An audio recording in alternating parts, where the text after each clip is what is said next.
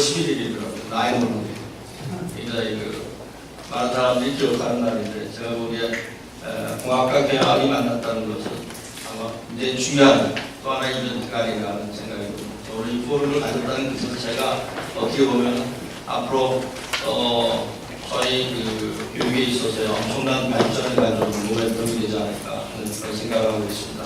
제가 말씀드릴 내용은 지난 2월 말에 제가 고령대 학장을 2년 동안 마쳤습니다. 지난 2년 동안 고령대 학장직을 수행하면서 배움교육이 이렇게 좀 매력성을 했느냐 하는 그런 생각을 하는 내용들을 담아서 제가 말씀을 드리겠습니다. 잘 아시는 바와 같이 대학교육은 20세기 초 1910년 전후에서 시작이 됐습니다. 때만 하더라도 미국의 기업들이 규모가 커지면서 대기업 중심의 매너지먼트에 대한 그런 유입을 시작했던 것 같습니다. 근데 지금 와서는 어떻게 보면 기술의 혁명, 정보의 혁명 이런 것들로 인해서 대기업 유저트 매너지먼트가 더 이상 우리 사회가 요구하는 것을 충족하고 있지 못한 것 같습니다.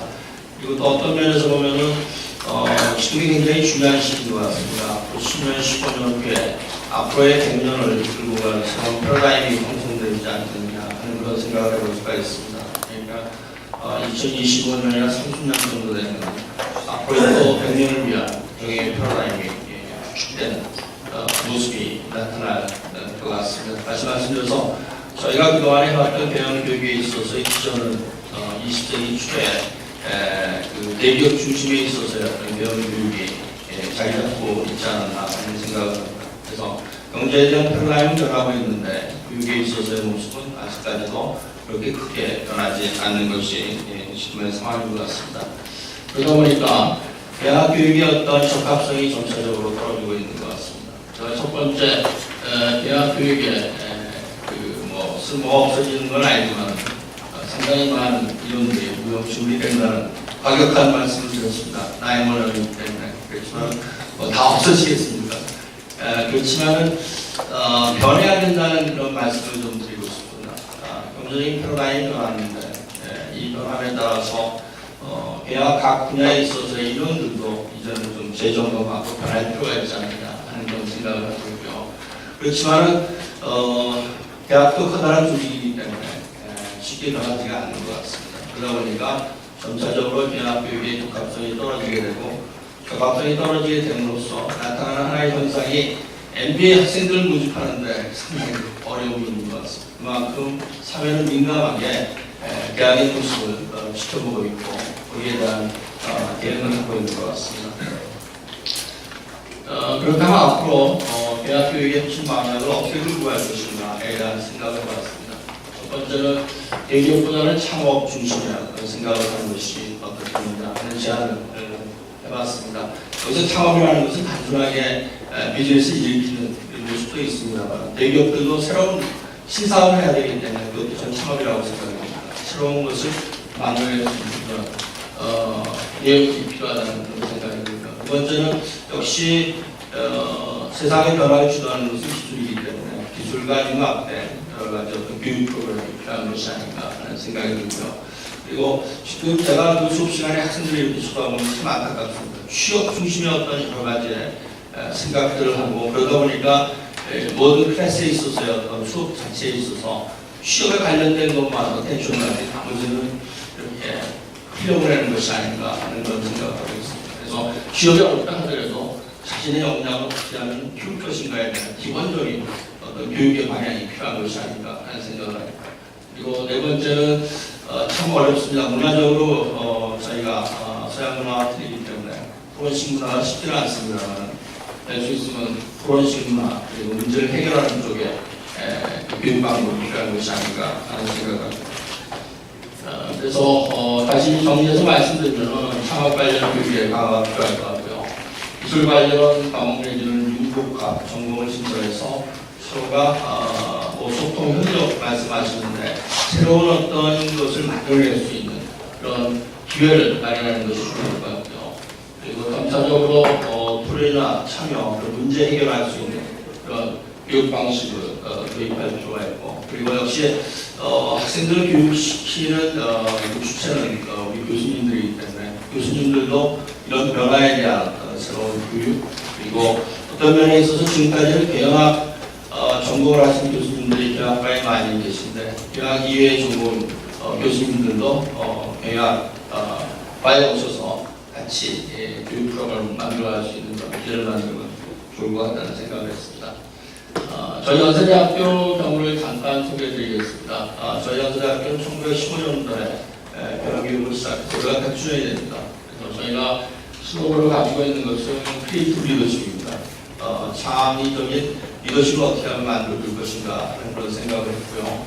2008년부터 저희가 크리에이티브 리더십 커리큘럼을 만들었습니다. 그동안에 저희가 내걸었던 크리에이티비티, 인티그리티, 글로벌 퍼스펙티브라는 세 가지 어떤 핵심 가치를 놓고서 다양한 프로그램들을 만들어서 그것을 크리에이티브 리더십 커리큘럼이라는 하나의 커리큘럼 안에 묶는 작업을 했습니다.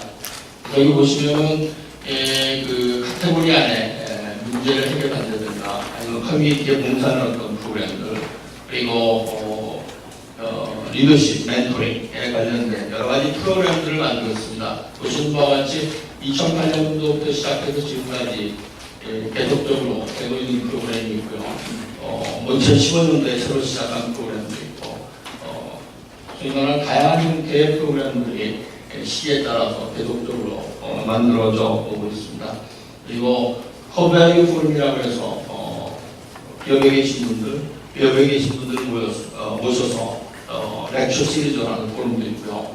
그리고 지금 현 학장님이신 윤동훈 학장께서 새로 딘십을 맡으시면서 앞으로 우리는 창업에 대한 고민을 해봐야 되지 않겠느냐 하는 말씀을 하셨고, 언트레프너십에 대한 여러 가지의 커리큘럼들을 만들고 있습니다. 여기 나온 것처럼 언트레프너십 렉처 시리즈도 만들고 창업하기에 대한 프로그램도 만들고 이런 식으로 해서 학생들이 창업할 수 있는 여러 가지 어떤 생각을 할 수 있는 기회를 만들어주고 있습니다. 마지막에는 리버럴 아트라는 인간이라고 해서 인문학적 소양을 강화하기 위해서 학생들에게 인문학적인 서적도 읽고 여러 가지 인문학적인 지식을 접할 수 있는 많은 기회를 만들어주고 있습니다. 실제적으로 저희가 Great Books and Debate라는 그 과목은 대학학과에서 시작해서 지금 연세대학교 전체에서 학생들이 추가하는 과목으로 변화하고 있습니다. 제가 이 말씀을 드리는 이유는 뭐냐면 저희가 그동안에 크리에이티브 리더십 커리큘럼의 카테고리 안에서 여러 가지 과목들을 개설하면서 쭉 이끌어 왔었는데 지금 와서 생각해 보니까 과연 이것이 지속적으로 발전할 수 있을 것인가, 그리고 어떤 방향성을 가지고 나아가고 있는가에 대한 그런 고민을 하게 됐습니다. 그러면서 작년에 제가 경영교육 혁신센터를 연세대학교 경영대학에 만들었습니다. 아무래도 경영교육이라는 것은 지속성을 가져야 된다는 생각을 하고 있고요. 지속적이면서도 발전적인 모습을 갖기 위해서는 누군가가 교육에 대한 혁신적인 모습을 관장할 수 있는 그런 구시점이 필요하지 않겠느냐 하는 생각에서 경영교육 혁신센터를 만들었습니다. 근데 한 가지 에피소드인데 혁신센터를 만든다고 하니까 본부에서 굉장히 걱정을 하시더라고요.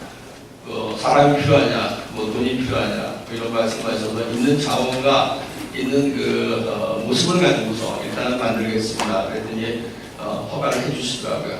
그래서 한 가지 아쉬운 것은 이제는 정부나 기업 입장에서 정말 필요한 인재가 있다면은 이런 경영교육 혁신센터에 지원을 해서 필요한 인재를 만들 수 있도록 도와주는 여유가 필요한 것이 아닌가 하는 생각이 들고요. 인중원에서도 경영교육 혁신센터가 지금 혁신이 이루어지고 있고, 제가 알기로는 많은 대학에서 혁신센터를 만들고 있는 것을 알고 있습니다. 그래서 정부나 기업에서 살가짐을 가지고 애정을 가지고 좀 도와주시면 어떤가 하는 생각이 들고요. 두 번째는 결국은 교육을 잘 시키기 위해서 콘텐츠를 잘 만들어야 된다고 생각이 들고요. 콘텐츠를 잘 만들기 위해서는 연구가 좀 중요하다고 생각합니다. 근데 연구가 어떤 연구냐면 이 경영 환경의 변화라든가 트렌드라든가 이런 것들을 큰 그림을 볼 수 있는 그런 연구들이 필요한데 지금 저희 그 경영학과 교수님들이 탑전의 논문을 싣고 이런 것들은 어떻게 보면은 상당히 마이크로한 연구들이 많은 것 같습니다. 그래서 앞으로는 이런 그 매크로하고 사에 대한 연구를 할 수 있는 지원도 필요한 것이고 거기에 따른 대학의 평가 시스템도 바뀌어야 되지 않느냐 하는 생각을 해봅니다. 그리고 세 번째는 산학연 활동을 통한 경영 콘텐츠를 개발해야 될 것 같습니다. 지금까지는 뭐 여러 기회에 많은 분들이 말씀을 하고 있습니다만 오늘부로 해서 정말 이걸 하기 위해서 제가 보기에는 경영교육 혁신위원회 같은 것을 만들어서 이 산학연이 들어와서 정말 실질적인 어떤 협력에 있어서의 물꼬를 트는 것이 필요한 것이 아닌가 하는 생각이 듭니다. 그리고 마지막으로는 한국형 미래경영 시스템 구축을 위한 산학협력 에코시스템을 정립할 필요가 있다 말씀드렸는데 그동안에 우리가 해왔던 어떤 경영의 모습은 앞으로하고는 굉장히 틀릴 것 같습니다. 그렇다면 한국의 미래 경영의 모습이 어떤 것이고 그것을 구축하기 위해서는 어떤 그 연구가 필요하고 교육이 필요하고 그것을 통해서 어떤 인재를 배출해서 앞으로 우리 사회가 어떻게 할 것인가에 대한 그런 깊이 있는 고민을 이제는 산업계와 학계가 공동으로 할 수 있는 그런 생태계가 만들어져야 될 것 같다는 그런 생각을 하고 있습니다. 짧은 시간에 여러 말씀드렸습니다. 감사합니다.